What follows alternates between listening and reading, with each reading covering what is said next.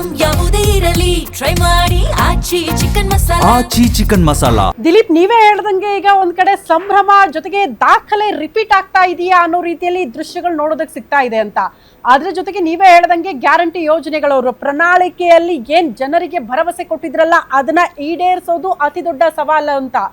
Mostly ಒಂದಷ್ಟು ಸವಾಲುಗಳನ್ನ face ಮಾಡಲೇಬೇಕಾದಂತ ಅನಿವಾರ್ಯ ಪರಿಸ್ಥಿತಿಯಲ್ಲಿ ವಿಜಯ್ ಅವರು ಇದ್ದಾರೆ ಅಂತ ಅನ್ಸುತ್ತೆ ಅಟ್ ಪ್ರೆಸೆಂಟ್.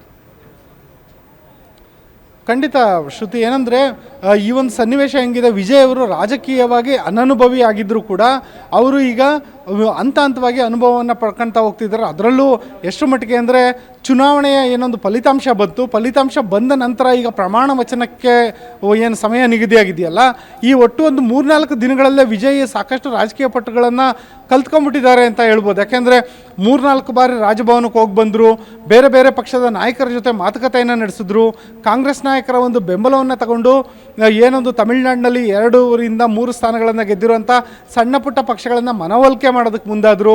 ಇವೆಲ್ಲ ಗಮನಿಸಿದ್ರೆ ಈಗಾಗಲೇ ಒಂದು 3-4 ದಿನದಲ್ಲೇ ಒಂದು ರೀತಿ ರಾಜಕೀಯದ ಕ್ರಾಶ್ ಕೋರ್ಸ್ ಮಾಡಿಬಿಟ್ಟಿದ್ದಾರೆ ನಾವು ವಿಜಯ್ ಅವರು ಅನ್ನೋ ರೀತಿ ಕಂಡು ಬರ್ತಾ ಇದೆ. ಆದರೆ ಮುಂದಿನ ದಿನಗಳಲ್ಲಿ ಕೂಡ ವಿಜಯ್ ಅವರಿಗೆ ನಿರಂತರವಾಗಿ ಸವಾಲುಗಳು ಕಂಡುಬರೋದು ಖಂಡಿತ. ಯಾಕೆಂದರೆ ಅವರ ಪಕ್ಷಕ್ಕೆ ದಿಗ್ವಿಜಯ ಸಿಕ್ಕಿಲ್ಲ, ಸರಳ ಬಹುಮತ ಕೂಡ ಸಿಕ್ಕಿಲ್ಲ.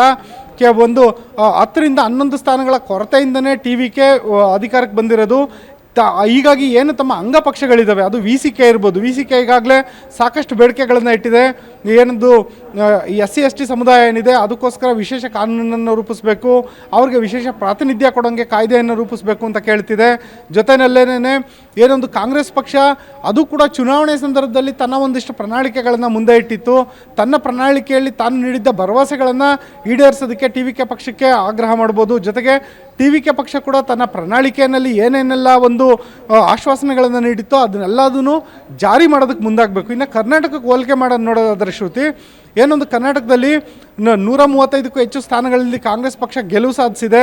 ಹೀಗಾಗಿ ಕಾಂಗ್ರೆಸ್ ಪಕ್ಷಕ್ಕೆ ಸಂಪೂರ್ಣ ಬಹುಮತ ಇದೆ. ಹಾಗಾಗಿ ಕಾಂಗ್ರೆಸ್ ತಾನು ಚುನಾವಣೆ ಸಂದರ್ಭದಲ್ಲಿ ನೀಡಿದಂಥ ಎಲ್ಲ ಭರವಸೆಗಳನ್ನು ಆಮೂಲಾಗ್ರವಾಗಿ ಸಮಗ್ರವಾಗಿ ಹಂತವಾಗಿ ಈಡೇರಿಸ್ತಾ ಬಂತು. ಆದರೆ TVK ಈಗ ಸಂಪೂರ್ಣ ಬಹುಮತ ಗಳಿಸಿಲ್ಲ. ಹಾಗಾಗಿ TVK ತನ್ನ ಎಲ್ಲ ಪ್ರಣಾಳಿಕೆಯಲ್ಲಿ ನೀಡಿದ್ದ ಎಲ್ಲ ಭರವಸೆಗಳನ್ನು ಈಡೇರಿಸುವಂಥ ಹಂತದಲ್ಲಿ ಸಾಕಷ್ಟು ಸವಾಲುಗಳನ್ನು ಎದುರಿಸಬೇಕಾಗುತ್ತೆ.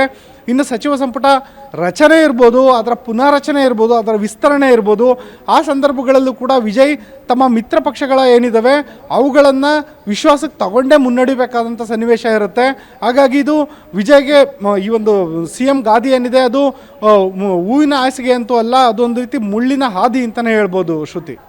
ಓಕೆ ದಿಲೀಪ್, ಮೋಸ್ಟ್ಲಿ ಈ ವಿಜಯ್ ಅವರ TVK ಪಕ್ಷ ಅತಿ ಹೆಚ್ಚಿನ ಸ್ಥಾನ ಗೆದ್ದಾಗ ಸೋಷಿಯಲ್ ಮೀಡಿಯಾದಲ್ಲಿ ಟ್ರೆಂಡಿಂಗ್ ಆಗಿರೋದು ನಟಿ ತ್ರಿಷಾ ಅವರು ಕೂಡ ಈ ಕಾರ್ಯಕ್ರಮದಲ್ಲಿ ಭಾಗಿಯಾಗಿದ್ದಾರೆ, ದೃಶ್ಯ ನೋಡ್ತಾ ಇದ್ವಿ.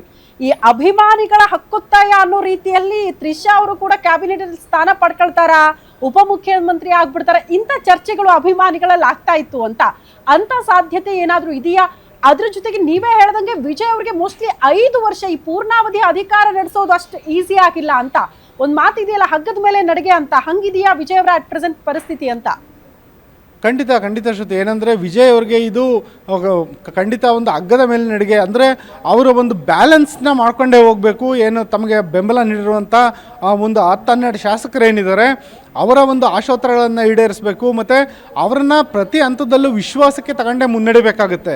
ಯಾವಾಗ ಸರ್ಕಾರ ವಿಧಾನಸಭೆಯಲ್ಲಿ ಬಹುಮತವನ್ನು ಸಾಬೀತೇನೋ ಮಾಡಿಬಿಡುತ್ತೆ ಇದೀಗ ಸಿಕ್ಕಿರುವಂಥ ಸಂಖ್ಯಾಬಲವನ್ನು ನೋಡಿದ್ರೆ, ಆ ನಂತರದ ದಿನಗಳಲ್ಲಿ ಪ್ರತಿಯೊಂದು ಅಧಿವೇಶನ ಇರ್ಬೋದು, ಪ್ರತಿಯೊಂದು ಕಲಾಪ ಇರ್ಬೋದು, ಅಲ್ಲಿ ಆಡಳಿತ ಪಕ್ಷ ವಿಪಕ್ಷಗಳ ಒಂದು ಪಟ್ಟುಗಳನ್ನು ಯಾವ ರೀತಿ ತಡ್ಕೊಳ್ಳುತ್ತೆ ಅನ್ನೋದು ಇಂಪಾರ್ಟೆಂಟ್. ಯಾಕೆಂದರೆ ಕಳೆದ 50 ವರ್ಷಗಳಿಂದ DMK ಮತ್ತು AIADMK ತಮಿಳುನಾಡಿನಲ್ಲಿ ಒಂದು ರೀತಿ ಪ್ರಾಬಲ್ಯ ಮೆರೆದಿದ್ವು, ಅವ್ರದ್ದೇ ಒಂದು ಸಾಮ್ರಾಜ್ಯ ಇತ್ತು.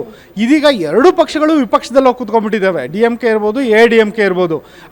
ಅವರಿಗೆ ಎಲ್ಲ ರಾಜಕೀಯ ಪಟ್ಟುಗಳು ಗೊತ್ತು, ಎಲ್ಲ ಇಲಾಖೆಗಳ ಒಳಸುಳಿಗಳು ಗೊತ್ತು, ಎಲ್ಲ ರಾಜಕೀಯವಾದಂತಹ ಒಳನೋಟಗಳು ಅವ್ರಿಗೆ ತುಂಬ ಚೆನ್ನಾಗಿ ಗೊತ್ತು. ಆದರೆ ರಾಜಕೀಯವಾಗಿ ಅನನುಭವಿಯಾಗಿರುವಂಥ ವಿಜಯ್ ಅವರ ಪಕ್ಷದಲ್ಲಿರುವಂಥ ಬಹುತೇಕ ಶಾಸಕರು ಕೂಡ ರಾಜಕೀಯಕ್ಕೆ ಹೊಸಬರು. ಇಂಥ ಒಂದು ಸಂದರ್ಭದಲ್ಲಿ ಅವರು ಈ ರಾಜಕೀಯ ಪಟ್ಟುಗಳನ್ನು ಯಾವ ರೀತಿ ಅವರು ಕರಗತ ಮಾಡಿಕೊಳ್ತಾರೆ ಅನ್ನೋದೊಂದು ಸವಾಲು. ಇನ್ನು ತ್ರಿಷಾ ಅವ್ರ ಪಾರ್ಟ್ಗೆ ಬರೋದಾದರೆ ನೀವು ಪ್ರಸ್ತಾಪ ಮಾಡಿದಂತೆ ತ್ರಿಷಾ ಅವ್ರಿಗೆ ಒಂದು ಸರ್ಕಾರದಲ್ಲೇನೋ ಪ್ರಮುಖ ಹುದ್ದೆ ಸಿಗಬಹುದಾ ಅನ್ನೋ ಚರ್ಚೆ ಈಗಾಗಲೇ ಶುರುವಾಗಿತ್ತು. ಆದರೆ ಅದು ಕೇವಲ ವದಂತಿಗೆ ಸೀಮಿತ ಆಗಿದೆ. ಇನ್ನು ತಿರುಚಿ, ಯಾಕೆಂದರೆ ಪೆರಂಬೂರು ಮತ್ತು ತಿರುಚಿ ಎರಡೂ ಕ್ಷೇತ್ರಗಳಲ್ಲಿ ವಿಜಯ್ ಅವರು ಸ್ಪರ್ಧೆ ಮಾಡಿದ್ರು. ಈಗ ತಿರುಚಿ ಕ್ಷೇತ್ರವನ್ನು ಬಿಟ್ಕೊಡ್ತೀನಿ ಅಂತ ವಿಜಯ್ ಹೇಳಿದ್ದಾರೆ. ಇನ್ನು ತಿರುಚಿನಲ್ಲಿ ಏನಾದರೂ ತ್ರಿಷಾ ಅವರು ಸ್ಪರ್ಧೆ ಮಾಡ್ಬೋದಾ ಅನ್ನೋ ಒಂದು ಪ್ರಶ್ನೆಯೂ ಇತ್ತು. ಆದರೆ ಇದೀಗ ಬರ್ತಿರೋಂಥ ಒಂದಷ್ಟು ಮಾಹಿತಿಗಳ ಪ್ರಕಾರ ತ್ರಿಷಾ ಅವರು ಸದ್ಯಕ್ಕೆ ಚುನಾವಣಾ ರಾಜಕೀಯಕ್ಕೆ ಎಂಟ್ರಿ ಕೊಡೋದು ಇನ್ನೊಂದಷ್ಟು ತಡ ಆಗ್ಬೋದು ಅಥವಾ ಆಗ್ದಲೇನೂ ಇರ್ಬೋದು. ಈ ಸದ್ಯದ ಮಟ್ಟಿಗೆ ತಿರುಚಿ ಕ್ಷೇತ್ರದಿಂದ ತ್ರಿಷಾ ಅವರು ಸ್ಪರ್ಧೆ ಮಾಡೋವಂಥ ಸಾಧ್ಯತೆಗಳು ಕಂಡು ಬರ್ತಿಲ್ಲ. ಹಾಗಾಗಿ ತ್ರಿಷಾ ಅವರು ಸಂಪುಟಕ್ಕೆ ಎಂಟ್ರಿ ಕೊಡೋಂಥ, ವಿಜಯ್ ಅವರ ಕ್ಯಾಬಿನೆಟ್ಗೆ ಎಂಟ್ರಿ ಕೊಡೋವಂಥ ಸಾಧ್ಯತೆಗಳು ಸದ್ಯದ ಮಟ್ಟಿಗೆ ಕಡಿಮೆ ಅಂತ ಕಂಡು ಬರ್ತಾ ಇದೆ. ಆದರೆ ವಿಜಯ್ ಅವರ ಬೆನ್ನಿಗೆ ನಿಂತು ಅವರ ಒಂದು ರಾಜಕೀಯ ಸಲಹೆಗಾರರಾಗಿ ಅವರು ಮುಂದುವರಿಬೋದೇನೋ. ಮುಂದಿನ ದಿನಗಳಲ್ಲಿ ಅವರು ರಾಜಕೀಯವಾಗಿ ಮುನ್ನೆಲೆಗೂ ಬರ್ಬೋದು. ಇದೊಂದು ರೀತಿ MGR ಮತ್ತು ಜಯಲಲಿತಾ ಅವರಿಗೆ ಹೋಲಿಕೆ ಮಾಡಿ ತಮಿಳುನಾಡಿನಲ್ಲಿ ಈಗ ಚರ್ಚೆಗಳು ಸಾಕಷ್ಟು ಶುರುವಾಗಿದೆ. ಗೊತ್ತಿಲ್ಲ ಮುಂದಿನ ದಿನಗಳಲ್ಲಿ ತಮಿಳುನಾಡು ಪಾಲಿಟಿಕ್ಸು ಈಗೇನು ಚಿತ್ರರಂಗ ರಾಜಕೀಯಕ್ಕೆ ಎಂಟ್ರ್ ಆಗೋವಂಥದ್ದು ಹೊಸದೇನಲ್ವಲ್ಲ ತಮಿಳುನಾಡಲ್ಲಿ. ಹಾಗಾಗಿ ಇದೀಗ ಹೊಸ ತಲೆಮಾರಿನ ಇಬ್ಬರು ರಾಜಕಾರಣಿ ಎಂಟ್ರಾಗಿದ್ದಾರೆ. ಹಾಗಾಗಿ ತಮಿಳುನಾಡಿನ ರಾಜಕೀಯ ಇನ್ನೆಷ್ಟು ಕಲರ್ಫುಲ್ ಆಗುತ್ತೆ ಅಂತ ಸದ್ಯಕ್ಕೆ ಕಾದು ನೋಡಬೇಕು ಶ್ರುತಿ. ಓಕೆ ದಿಲೀಪ್, ಧನ್ಯವಾದಗಳು ತಮ್ಮೆಲ್ಲ ಮಾಹಿತಿಗೆ. ಎಕ್ಸಾಕ್ಟ್ಲಿ ಇದು ವಾಸ್ತವ ಪರಿಸ್ಥಿತಿ ತಮಿಳುನಾಡಿನಲ್ಲಿ. ಇವತ್ತೇನೋ ಅದ್ದೂರಿ ಸಮಾರಂಭ ಆಗ್ತಾ ಇದೆ. ಎನಿವೇ ಒಂದು ರೀತಿ ಹಿಸ್ಟ್ರಿ ರಿಪೀಟ್ ಅನ್ನೋ ರೀತಿಯಲ್ಲಿ ತಮಿಳುನಾಡಿನ ರಾಜಕೀಯ ನೋಡೋದಕ್ಕೆ ಸಿಕ್ಕರೂ ಕೂಡ ಅಷ್ಟು ಈಸಿ ಆಗಿಲ್ಲ ಪೂರ್ಣಾವಧಿಯನ್ನ ಪೂರೈಸೋದು ವಿಜಯ್ ಅವರಿಗೆ ಅಂತ. ಈಗ ಆಲ್ರೆಡಿ ಚಿಕ್ಕ ಪುಟ್ಟ ಪಕ್ಷಗಳು ಆಲ್ರೆಡಿ ಹೇಳ್ತಾ ಇದ್ವಲ್ಲ, ಅವರ ಬೇಡಿಕೆಗಳ ಮಿತಿ ಮೀರಿಬಿಟ್ಟಿದೆಯಂತ. ಆರಂಭದಲ್ಲೇ ಆ ಬೇಡಿಕೆಗಳನ್ನ ಈಡೇರಿಸೋದಕ್ಕೆ ವಿಜಯ್ ಅವರು ಸ್ವಲ್ಪ ಮಟ್ಟಿಗೆ ಸವಾಲುಗಳನ್ನ ಫೇಸ್ ಮಾಡಬೇಕು ಅಂತ ಹೋಗ್ತಾ ಈ ಡಿಮ್ಯಾಂಡ್ಗಳು ಜಾಸ್ತಿ ಆದ್ರೆ ಜಂಪಿಂಗ್ ಸ್ಟಾರ್ ಆದ್ರೂ ಕೂಡ ಆಶ್ಚರ್ಯ ಪಡಬೇಕಾಗಿಲ್ಲ. ಹಂಗಾಗಿ ಕರೆಕ್ಟಾಗಿ ನಂಬರ್ಗಳಿದೆ. ಯಾರಾದ್ರೂ ಅಪ್ಪಿ ತಪ್ಪಿ ಕೈ ಬಿಟ್ರೆ ಹೆಂಗೆ ಅನ್ನುವಂತಹ ಆತಂಕದಲ್ಲೇ ಸರ್ಕಾರವನ್ನ ನಡೆಸಬೇಕಾದಂತಹ ಸವಾಲುಗಳು ವಿಜಯ್ ಅವರ ಮುಂದೆ ಇದೆ. ಇನ್ನು ಮತದಾರರು ಎದುರು ನೋಡ್ತಾ ಇರೋದು ಪ್ರಣಾಳಿಕೆಯಲ್ಲಿ ನೀವು ಕೊಟ್ಟಿರುವಂತಹ ಭರವಸೆಗಳು ಯಾವುದನ್ನ ತತ್ಕ್ಷಣಕ್ಕೆ ಅಧಿಕಾರ ಸ್ವೀಕಾರ ಆದ ತಕ್ಷಣ ಅದನ್ನ ಇಂಪ್ಲಿಮೆಂಟ್ ಮಾಡ್ತಾರೆ, ಯಾವ ರೀತಿ ಮತದಾರರನ್ನ ಇವತ್ತು ಖುಷಿ ಪಡಿಸ್ತಾರೆ ವಿಜಯ್ ಅನ್ನೋದು ಕುತೂಹಲದಲ್ಲಿ ಇದೆ. ಕೊಟ್ಟಿರುವಂತಹ ಗ್ಯಾರಂಟಿ ಯೋಜನೆಗಳನ್ನ ಇಂಪ್ಲಿಮೆಂಟ್ ಮಾಡ್ತಾರಾ ಯಥಾವತ್ತಾಗಿ, ಅಥವಾ ಏನಾದರೂ ಅಲ್ಲಿ ಒಂದಷ್ಟು ಷರತ್ತುಗಳನ್ನ ವಿಧಿಸಲಾಗುತ್ತಾ, ಎಷ್ಟರ ಮಟ್ಟಿಗೆ ಜನರಿಗೆ ಹತ್ತಿರ ಆಗಬಹುದು ಇವರ ಆಡಳಿತ ಅನ್ನೋದು ಸದ್ಯಕ್ಕಿರುವಂತಹ ಕುತೂಹಲ.